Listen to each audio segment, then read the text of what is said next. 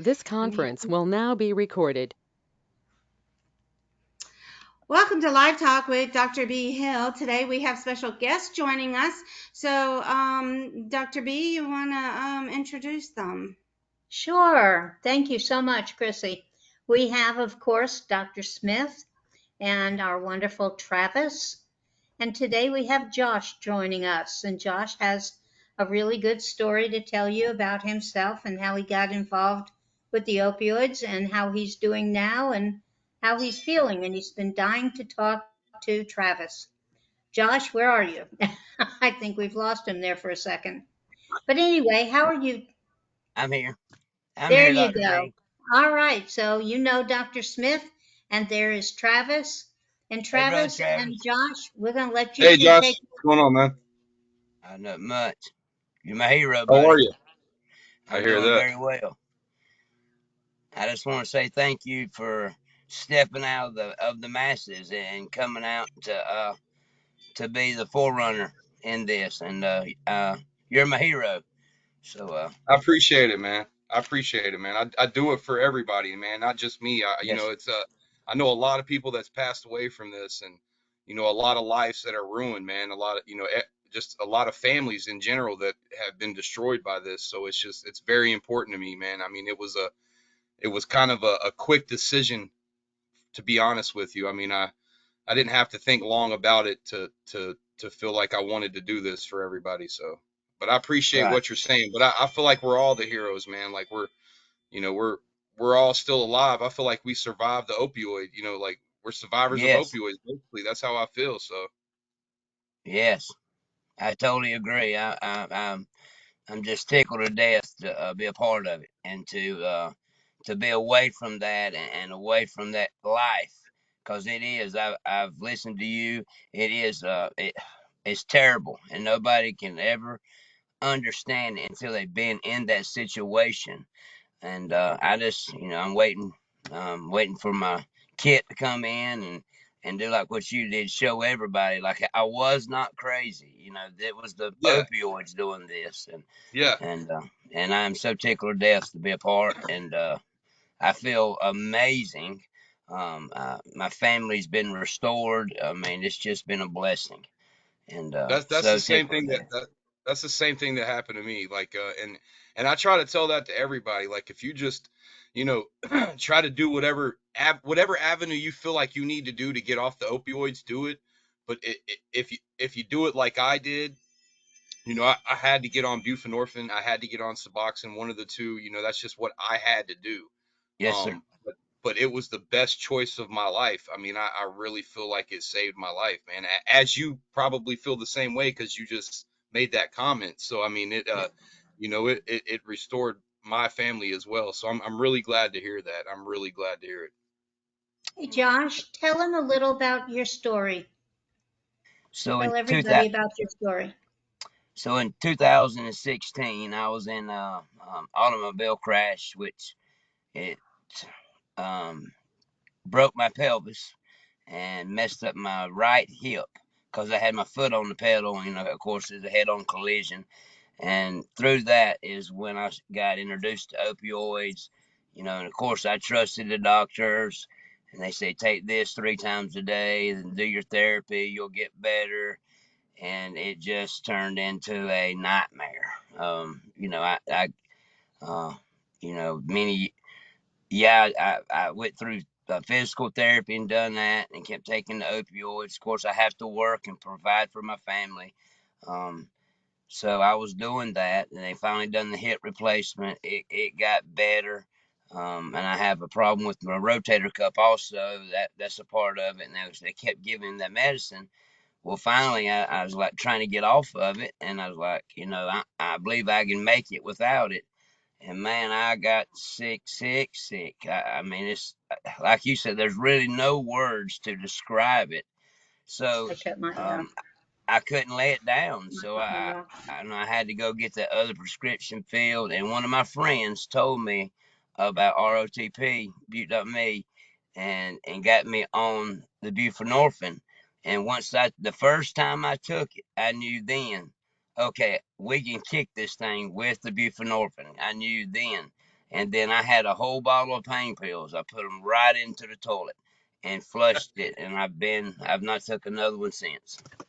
That's funny you said that. That's exactly what I did. I flushed mine down the toilet. Yeah, I That's why I did. laughed when you said that. It wasn't because it was funny. It's just I that's the same exact thing I did. I was like battling. You have that mental battle when you first decide to get clean.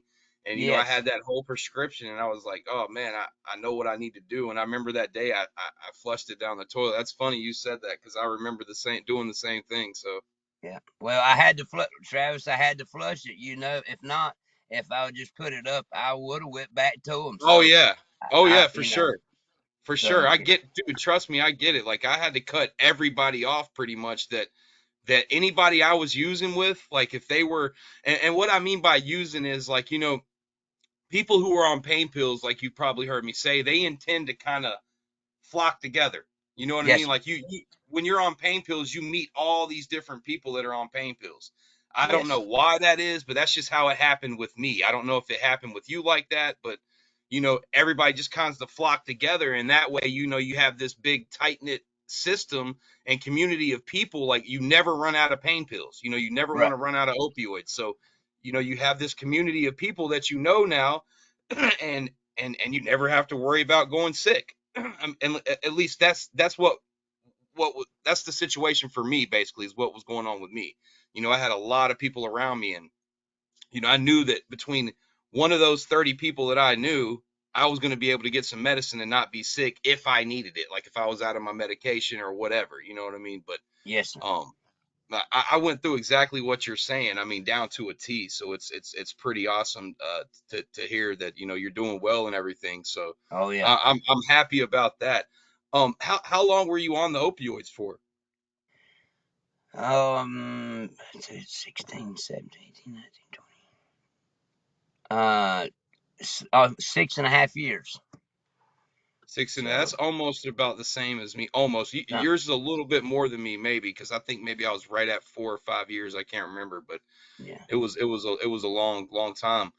Right. Um, what made you make the decision to get off of it? I'm just curious. I just was curious of why, like what what made you realize you needed to come off the opioids? Because I knew that one, that I was obviously addicted to them. Because I've tried many times to let down and I couldn't, and then the horrible sickness which followed, and I did not want to be sick like that again. So, what really touched me to do it was, I mean, I didn't want to lose my family. Didn't want to lose my job. I didn't want to lose everything that was given to me. That I had my children. That's the most valuable thing in my life is my wife and my children. And you know, it got to where, like you said, when I would have a whole bottle, and even after taking the first two from just leaving the pharmacy, I was already okay. Make sure I don't run out, panicking. And right off the rip, I had a whole bottle, and I was already panicking about running out. And then it finally set in, like, dude, you got a problem. What you gotta, uh, this is dangerous. This is obviously, it's in other words, I'm a fisherman. I love fishing. In other words, I had not just a single hook, I had a treble hook inside my mouth. It had me. Oh yeah, And yeah, and there was no way of getting off of it unless I had to have something to replace it. And I didn't know the science or none of that. I didn't know anything about it other than what I have been taught by y'all. Um, and it totally makes sense that it missed all the methylation and all these other big words. Now I haven't learned, I don't know all of them yet, to pronounce them correctly, but it makes sense. It's got to be exactly that, because before that I didn't care about pain pills. I mean, I was clean. yeah, um yeah. you know I understand. it, You were just a normal guy Normal guy. raising your God family. saved Yeah, me, I get it. and I was actually going to Bible college when I was in the car wreck. So from my past life, from hanging out and drinking some with my buddy, all that was gone. and then I Mhm. had this car wreck, and then now I started taking those pain pills or opioids by the doctor, which they didn't tell you nothing that it would not harm you or anything. But once I kept coming back to them, they called me, obviously a dope head.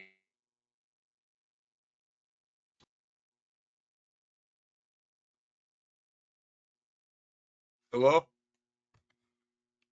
Looks like he's frozen there for a second. Hello?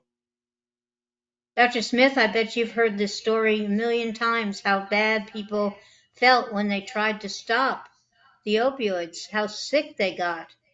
Right, and B, Josh may not realize that we've lost his signal.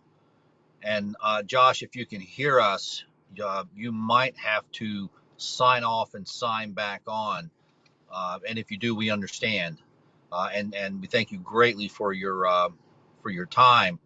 Um, Travis, it's amazing to listen to the two of you guys initiate a conversation together, and you're practically finishing each other's words. Yeah, I mean, like I told you before in other interviews, or I mean, other shows, like you could ask 1,000 people that were on opioids the same questions, and I'm sure out of all 1,000 of the people, you're going to get the same answers. I mean, it's literally the same battle. Everybody is going through the same thing, and that's because of the poison done to the DNA. That's because of the methylation. That's because of the receptors that are, coming back abnormally due to the opioids. Like, it's all in the science. I mean, we can prove this, and we will, because we're right about this. So I mean, it's just there, like he said, there's nothing else you could tell one of us who was on opioids that would make more sense than the evidence and the science that we have now about the OPRN1 gene. It's nothing else is gonna make a light bulb go off in my head like it did me, like it did Josh. Um, he believes in it just like I do. It just makes sense when you hear about it. It makes. I think Josh is trying to sign back on.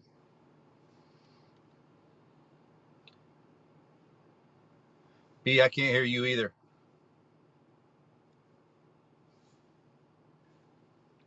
I may be the only one that can be heard right now. I said, it looks like we're in the frozen Northland. Everybody's freezing today. I know, I know. I feel like I'm about to end up with my own show here, just me at this rate. Well, let me tell you something. And just like Travis said, the science doesn't lie. The science is there. Hey, Josh, you're back. But like they say, the science is there. The science can prove it all. Josh, Josh, can you you've hear moved. us okay? He's out again. Let's see what this is. I'm here, Dr. B. My phone got hot in the car. I'm sorry. I'm sorry. That's okay. Uh, I will fix that for next session. So I'm trying to get this Okay. camera focused. but uh, but sorry Josh, about thank that. you so much for joining us. Uh, Josh, I find that just listening to you is just fascinating to hear your story. And Josh, I'm sitting here wondering if the conversation that's going on between you and Travis, I find myself wondering if that's not a conversation that could possibly help other people. Uh, if you two are having this level of connection this quickly in a dialogue, that Yes, sir. would that would mean to me that if other people heard this dialogue, they could immediately pick up and drop in. Does that make sense? It makes total sense. I 100% agree. So Josh, what you and Travis are doing is so fundamentally important for other people who may not have even met yet. Does that make sense? It does make sense, Dr. Doug. The hard part is reaching the people that we don't know, because it's clear to me, and I think it's clear to B called me several times over the weekend and said, you've got to listen to a discussion between Josh and Travis, because that could be the way we could reach out and communicate with so many other people.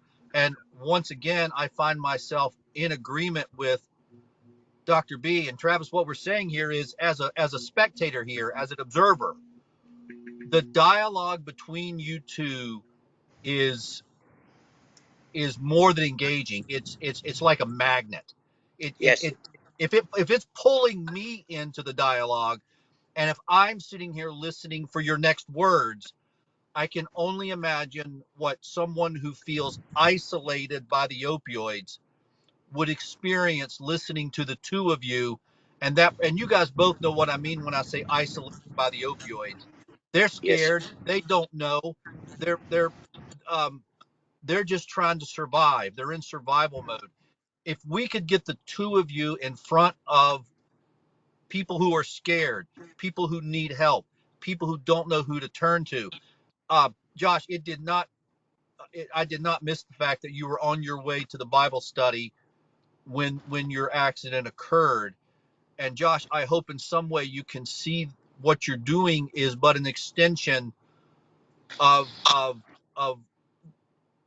really one of the greatest things you could possibly do for your fellow man. Does that make sense?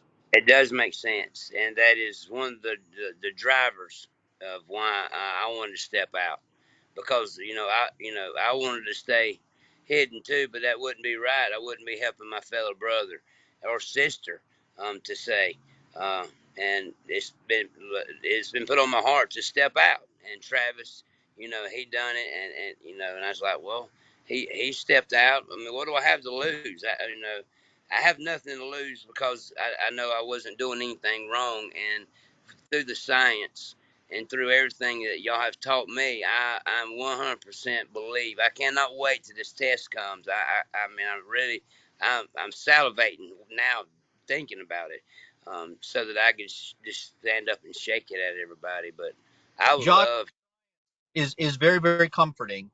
And the science is where I personally find my comfort zone.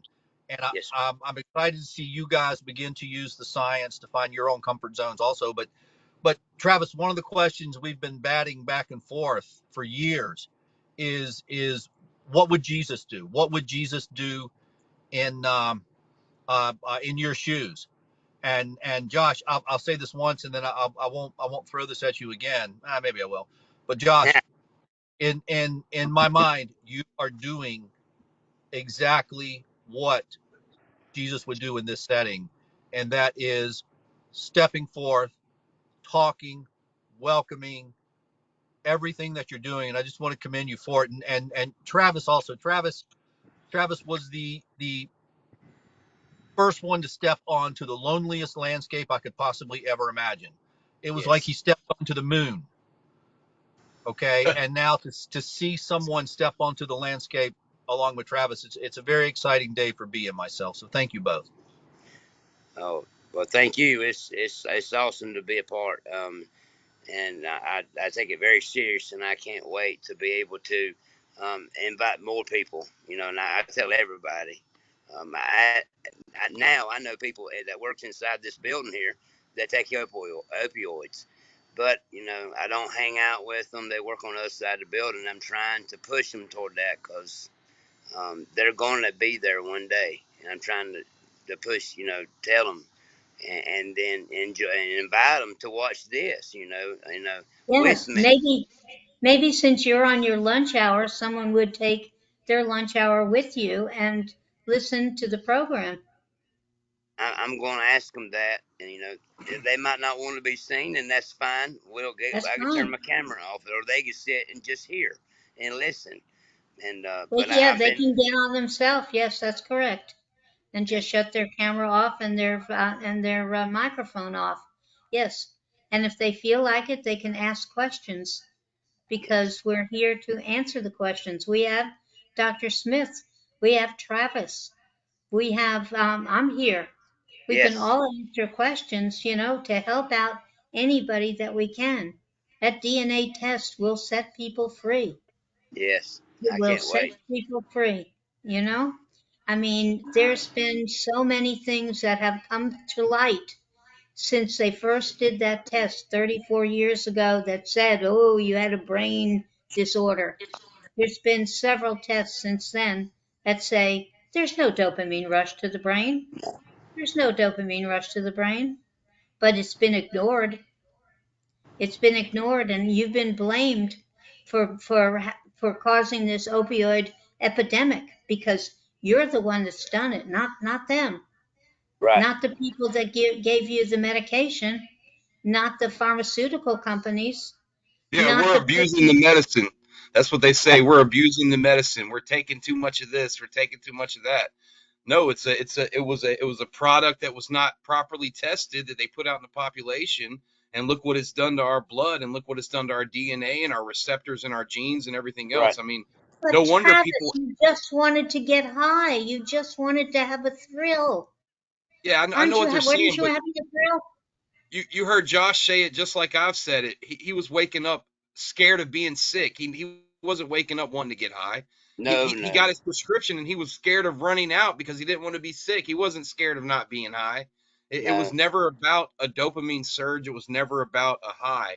They've got it wrong. They're and I hate using the words cover up because I don't want to go and start using that word, but it's almost at this point, they're throwing shade where the light is at this point. They they know they made. I feel like they know they've made a big mistake, Sure. and the only way for them to wiggle out of that like a worm was to say, okay, we're going to say the doctors are writing too much of this, and we're going to say that the patients are abusing the medication. So these guys are drug addicts, and then these doctors right here, we're going to send them all to prison and take their license because they're overwriting the opioids. So here it's win-win. We can send these people to prison, send these people to rehab. We walk away scot-free. You know what I mean? And then it's a win-win for them. These big, pharmaceutical companies.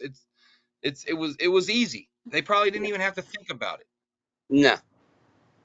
It's sickening to think about it, what they done to us, and then just fill their pockets with money. And I hate to be like that and say that, but Oh, it's all about money, Josh. It don't. Yeah, it's okay to say it because you're saying the truth. It's the truth, man. Yeah, it's 100% right, Josh. Like, I mean, that's exactly what it comes down to. They were willing to. Human life does not have a purpose when it comes to dollars. Money to them is right, worth right. more than human life. 7 minutes. Unfortunately, but Josh, that's you just know the where we're story at. of money changers, right? Yes. Yeah, Sorry, I'm having a hard time focusing this blooming phone, but you're but doing. yeah, Josh, do you wear a hat every day? normally I don't, but see, I'm about, it's like the British, it's retreating a little bit, but I will not wear a hat Well, tomorrow.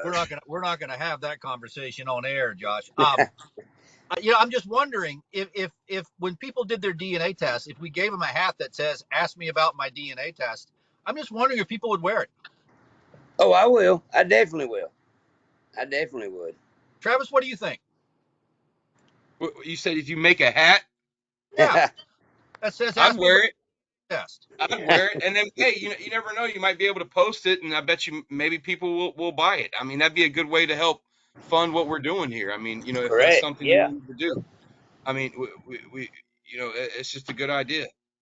I think we should have accessories, T-shirts, hats, to back up what we're doing. I think You it would be have a said Yeah. smart that thing. before, Travis. Yes, you have. You have. That has been your position. I agree.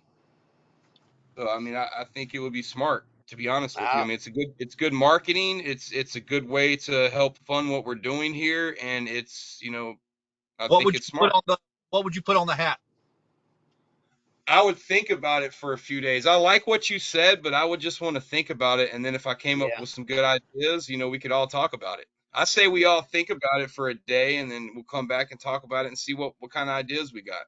Right. That's a I'm not an addict. Take the softball. DNA test. How do you Heck like that yeah. one? I I like it. I'm like not that. an That's addict. Take the I'm not an DNA addict. test. Let's take the DNA. That's actually pretty clever, Miss B. I think That you could is have a very. few. What You is could it? have a few. I'm not an addict. Take the DNA test. Yeah. Or I took the DNA test. Or we're not addicts. We're not We're addicts. not Take the addicts. We DNA took the test. DNA test. All I right. would Let me think about that. 100% wear it. And on the back, it could say we weren't trying to get high or something Yeah. like to the effect of that. Like, you know what I mean? Like we should Yeah. bring that up. I mean, Yeah. he thought it was funny. Imagine how many people would get a kick out of that. That or would be like on the it. T-shirt. That could be on Yeah, the have it T-shirt. on the We'd back, get like on if it that. was on the T-shirt, or you could even have it on the back of the hat. Yeah, yeah, that's wonderful. My sister-in-law makes shirts, so I'm gonna get her working on that. I proved I wasn't an addict. I took the DNA test.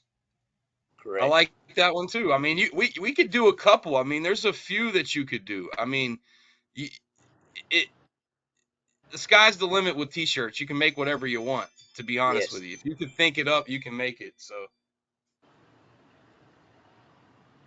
let me see Which here. is really good, and it's a very good idea.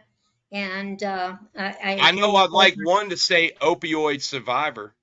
We are like opioid survivor. I What like that one. That's Yes. what goes on the back. Opioid survivors.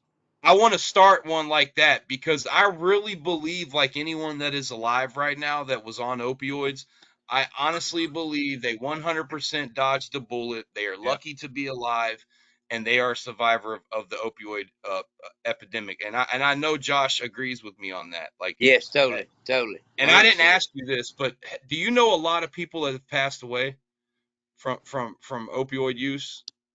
Um, I can't put my finger on that. That's what Or it have you was. heard about people that you know of that? Yes, I think I had a cousin that passed away, and I believe it was from withdrawals. But I don't. I'm gonna get more You think he information went into about that. cardiac? Yes, I talked to Dr. B about that. I'm gonna get some more information from them and see if what he was doing, because I know I used to get pills from him, so I know he was taking opioids. Well, if he was in withdrawal, he could have had that adrenaline surge. If you looked at my catecholamines, my epinephrine and my dopamine levels were so high. They were compatible with death. And we think the only reason that I didn't die of a stroke or a heart attack is because my body ran out of adrenaline. Right. We had to stop the trials because they were so, they were very dangerous at that point. We felt like someone could possibly die.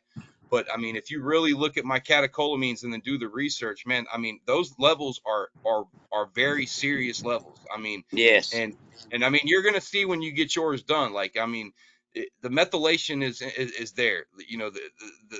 The damage has been done to my gene. Period. I mean, it's destroyed. I mean, we got messed up receptors everywhere, all the way down the line, and it's just like when Doug, when Dr. Smith explained it to us. Were you ever here when he explained it about it being like a breaker box in a house? And if you Yes. go inside of the breaker box in the house and mess with all the breakers, the house is not going to function properly. You're That's correct. exactly what the OPRN1 gene is. So if somebody goes in there and messes up all those receptors, our body is not going to control itself properly. It's not going to function properly. We're going to lose control of the organs and everything else, sweat glands. I mean, you name it, we're not going to have control over it. So, I mean, it's, that's where we're at with that. But yeah, I definitely like one of the shirts to say opioid survivor. Absolutely. I'm gonna get my sister-in-law. She makes shirts, so that was gonna be an easy fix right there. So And we then can if you get have that a done. few, like you had humor to it, people like humor. Oh, They get a kick absolutely. out of humor. So if you could figure out anything that's like that's like kind of humorous but smart and also educational, and it's talking about what we're talking about, I think that'd be pretty clever if someone could come up with something like that. Like, I don't know what it would be exactly, but just something clever, kind of like a smart alecky thing to say, but at the same time it'd be educational. I think people like stuff like Right. that. Like when you read a Sure. shirt and it makes you laugh, you want to buy it because you're like, man, Right. that's a funny shirt, I want to buy it. You know what I mean? So I think we should have several different kinds of shirts and How hats. about That's what I how, think.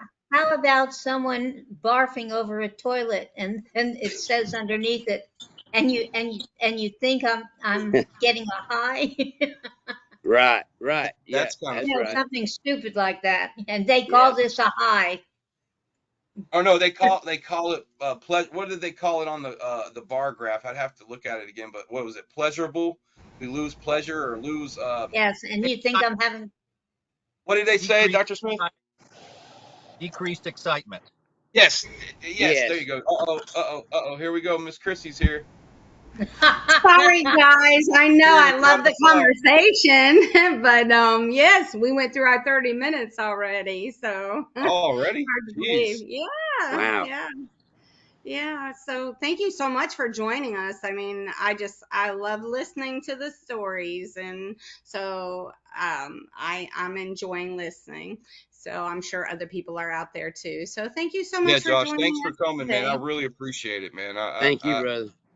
I like the fact someone else was willing to step up with me and let's, try to fix this, man, because this is, Yeah, the more people we have, the better. The more people yeah, we have, the better we can, we're powerful in numbers. We can't correct. do this alone. We can't do this by ourselves. So the bigger our team is, the faster and the better we're going to be able to execute this. So I mean, it's exciting to have you on board, and I thank you for coming on the show today. I really appreciate it, man. Like, it was great talking to you. Well, thank you, and it's good to meet you and talk to you personally. And thank you, Dr. Smith. Thank you, Dr. B. What an honor, and I'm very excited. Sorry that my camera's wonky because I'm having to hold it right now. I overheated in the car, but we'll work on that going forward. But thank you so much uh, Thank you, for Josh. allowing me to be here. Well, we look Thank forward you, to you Josh. joining us again. Oh And yeah, thank you every so day. much, everybody. Thank you. Yes, Okay, ma'am. Christy. Thank you. All right, All right, thank have you a so good day, y'all. much. And come back every Monday through Thursday, 12:30 to 1 to join us with Dr. B. Y'all have a great day. Thank you. You as well. Bye-bye.